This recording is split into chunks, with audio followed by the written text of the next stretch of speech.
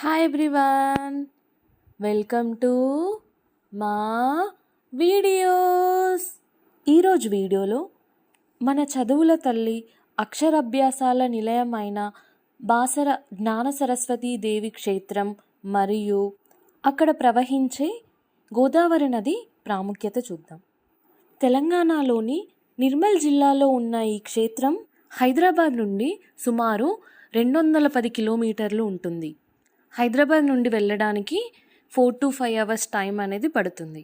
సికింద్రాబాద్ నుండి మన్మాడ్ లేదా నాందేడ్ వెళ్ళే రైళ్లలో బాసర స్టేషన్లో దిగవచ్చు. బాసర యాత్రలో గోదావరి స్నానం, జ్ఞాన సరస్వతి ఆలయం, అక్షరాభ్యాసం మరియు వేదశిల ఇవన్నీ ముఖ్యమైన దర్శనీయ స్థలాలు.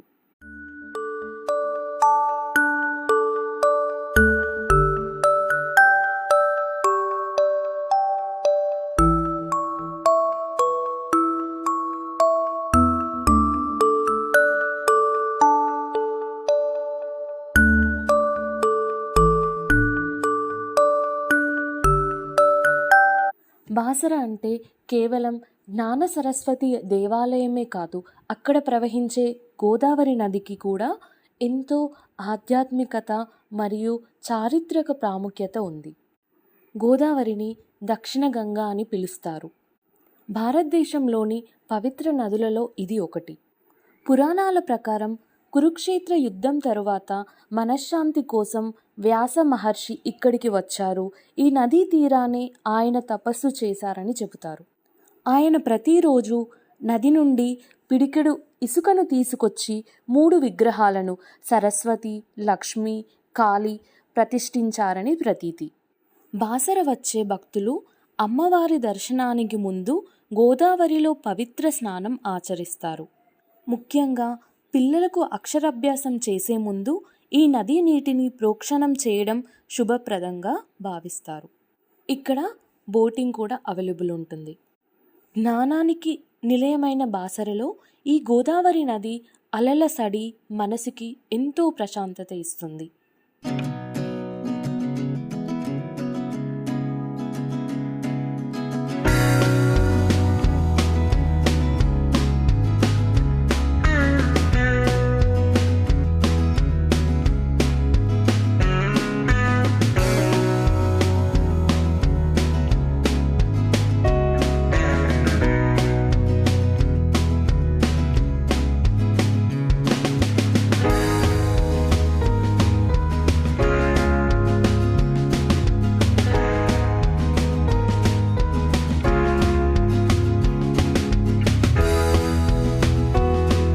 పవిత్ర గోదావరి నదీ తీరాన పురాతనమైన శ్రీ సూరేశ్వర స్వామి దేవాలయం ఉంది. ఇక్కడ ప్రత్యేకత ఏమిటంటే ఇక్కడ శివలింగాన్ని సూర్య భగవానుడు స్వయంగా ప్రతిష్ఠించాడని పురాణాలు చెబుతున్నాయి. ఇక్కడ సూర్యకిరణాలు నేరుగా స్వామివారిపై పడేలా నిర్మాణం ఉంటుంది.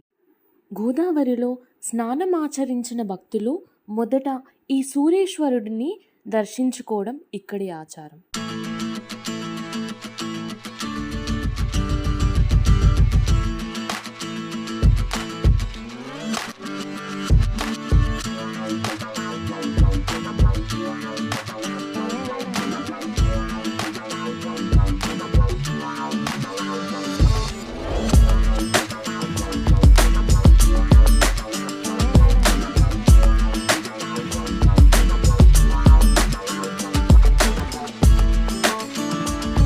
భక్తులు దర్శించుకోవాల్సిన మరి ఒక అద్భుతమైన ప్రదేశం శ్రీ వేదవ్యాస ముని ఆలయం. వ్యాస మహర్షి బాసర్లో తపస్సు చేసిన తరువాత ఈ గుట్టపై ఉన్న గుహలో నివసించారని పురాణాలు చెబుతున్నాయి. అందుకే దీనిని వ్యాస గుహ అని కూడా పిలుస్తారు. బాసర క్షేత్ర పురాణం ప్రకారం కురుక్షేత్ర యుద్ధం తరువాత మనశ్శాంతి కోసం వేదవ్యాస మహర్షి తన కుమారుడైన శుక మహర్షితో కలిసి దండకారణ్యానికి వచ్చారు. గోదావరి నదీ తీరాన ఉన్న ఈ ప్రాంత ప్రశాంతతకు ముగ్ధులై ఇక్కడే కుటీరం నిర్మించుకొని తపస్సు ప్రారంభించారు అని చెబుతారు. వ్యాస మహర్షి తపస్సుకు మెచ్చిన జగన్మాత ప్రత్యక్షమై 3 అమ్మల విగ్రహాలను ప్రతిష్ఠించమని కోరింది. అప్పుడు వ్యాసుడు గోదావరి నది నుండి 3 దోసిళ్ల ఇసుకను తీసుకువచ్చి 3 విగ్రహాలను ప్రతిష్ఠించారు. అవే సరస్వతి, లక్ష్మి మరియు కాళీమూర్తులు. వ్యాస మహర్షి ఇక్కడ నివసించడం వల్ల మొదట ఈ ప్రాంతాన్ని వ్యాసపురి లేదా వాసర అని పిలిచేవారు.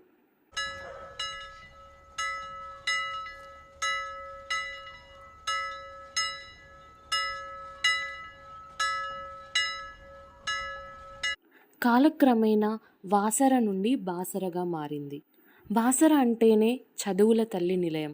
చిన్నపిల్లలకు చదువు ప్రారంభించే ముందు ఇక్కడ అక్షరాభ్యాసం చేయించడం పరమ పవిత్రంగా భావిస్తారు.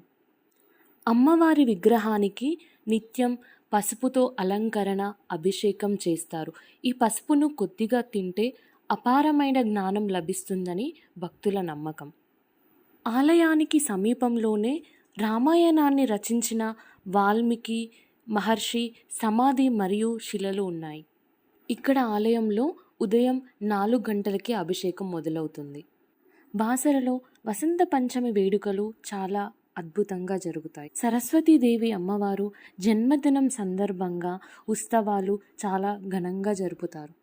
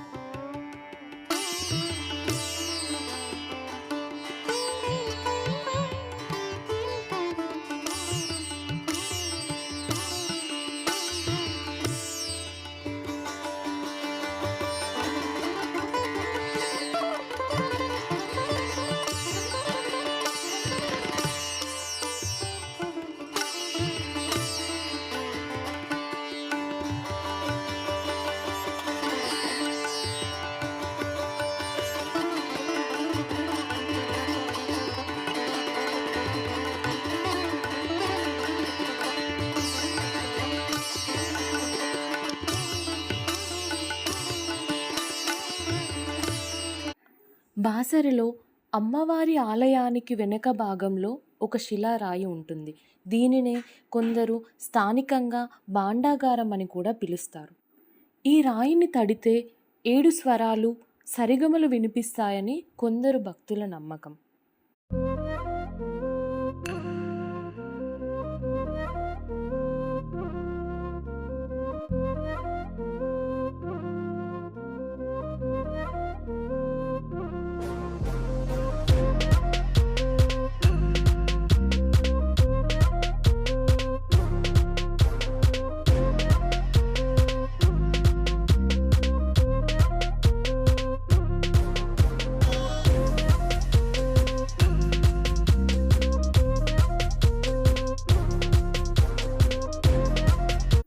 Thank you for watching. Subscribe to my videos. Don't forget to click on bell icon to get more updates.